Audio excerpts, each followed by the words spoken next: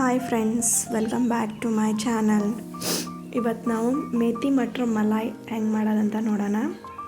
ಬಹಳ ಸಿಂಪಲ್ಲಾಗಿ ಈ ರೀತಿಯಾಗಿ ನಾವು ಮಾಡ್ಬೋದು. ಮನೆಯಲ್ಲೇ ಇರುವಂಥ ಇಂಗ್ರೀಡಿಯೆಂಟ್ಸ್ ತೊಗೊಂಡು ಇದನ್ನು ಈ ರೀತಿ ಸಿಂಪಲ್ಲಾಗಿ ರೆಸಿಪಿ ಮಾಡ್ಕೊಂಡು ತಿನ್ಬಹುದು. ಇವಾಗ ಯಾವ ರೀತಿ ಮಾಡೋದಂತ ನೋಡೋಣ ಬನ್ನಿ. ಫಸ್ಟು ಬಟಾಣಿ ಮತ್ತು ಆಲೂಗಡ್ಡೆನ ಕುದಿಸ್ಕೊಳ್ತಾ ಇದ್ದೀನಿ. ಇವಾಗ ಒಂದು ಬಾಣಲಿಗೆ ಈ ಥರ ಎಲ್ಲ ಈರುಳ್ಳಿ, ಆಮೇಲೆ ಟೊಮ್ಯಾಟೊ, ಶುಂಠಿ, ಬೆಳ್ಳುಳ್ಳಿ, ಆಮೇಲೆ ಚಕ್ಕೆ, ಲವಂಗ ಇದೆಲ್ಲನೂ ಹುರ್ಕೊಳ್ತಾ ಇದ್ದೀನಿ. ಸ್ವಲ್ಪ ಪುದೀನ ಸೊಪ್ಪನ್ನು ಕೂಡ ಹಾಕಿ ಹುರ್ಕೊಳ್ತಾ ಇದ್ದೀನಿ.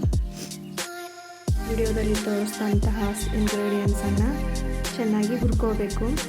ಆಮೇಲೆ ಇದಕ್ಕೇ ಸ್ವಲ್ಪ ಗೋಡಂಬಿಯನ್ನು ಹಾಕಿ ಹುರ್ಕೊಳ್ಬೇಕು.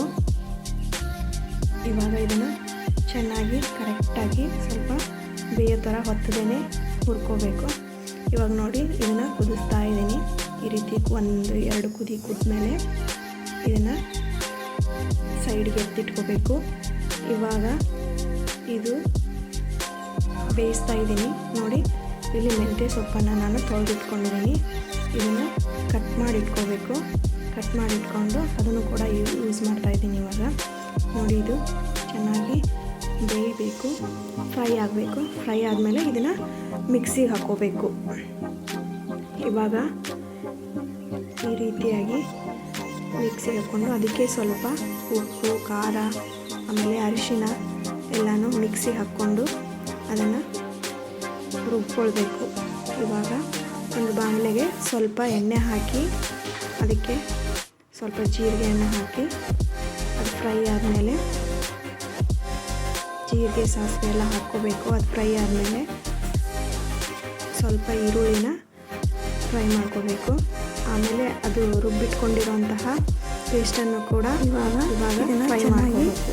ಫ್ರೈ ಮಾಡಬೇಕು.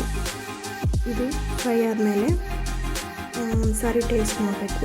ಏನಾದರೂ ಉಪ್ಪು ಖಾರ ಕಡಿಮೆ ಇದ್ದರೆ ನಾವು ಮೇಲೆ ಸ್ವಲ್ಪ ಯಾವುದಾದ್ರೂ ಗರಂ ಮಸಾಲ ಅಥವಾ ರುಚಿಗೆ ತಕ್ಕಷ್ಟು ಉಪ್ಪು ಎಲ್ಲ ಆ್ಯಡ್ ಮಾಡ್ಕೋಬೋದು.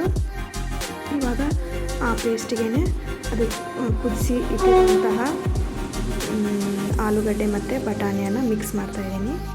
ಇವಾಗ ಮತ್ತೆ ಮೆಂತ್ಯ ಸೊಪ್ಪನ್ನು ಇದನ್ನು ಆ್ಯಡ್ ಮಾಡಿ ಚೆನ್ನಾಗಿ ಫ್ರೈ ಮಾಡ್ಕೋಬೇಕು. ಇವಾಗ ನೋಡಿರಿ, ಸ್ವಲ್ಪ ಖಾರ ಉಪ್ಪು ಕಡಿಮೆ ಆಗಿತ್ತು. ಸೊ ನಾನು ಅದಕ್ಕೆ ಸ್ವಲ್ಪ ಉಪ್ಪು ಆಮೇಲೆ ಖಾರ ಆ್ಯಡ್ ಮಾಡ್ಕೊಂಡಿದ್ದೀನಿ.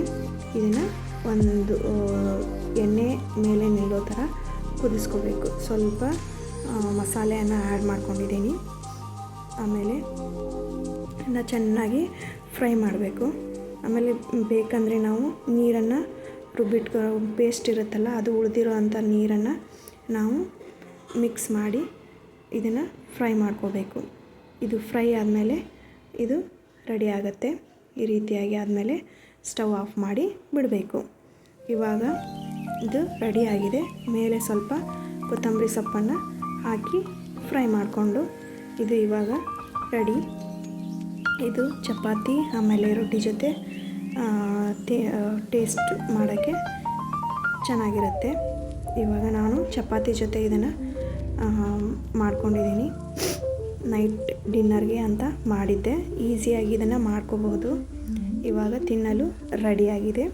ಸೊ ಈ ರೆಸಿಪಿ ನಿಮಗೆ ಇಷ್ಟ ಆಗಿದರೆ ಒಂದು ಲೈಕ್ ಮಾಡಿ, ಆಮೇಲೆ ಕಮೆಂಟ್ ಮಾಡಿ, ಸಬ್ಸ್ಕ್ರೈಬ್ ಆಗಿ ಆದಷ್ಟು ನಮ್ಮ ಚಾನಲ್ಗೆ ಸಪೋರ್ಟ್ ಮಾಡಿ.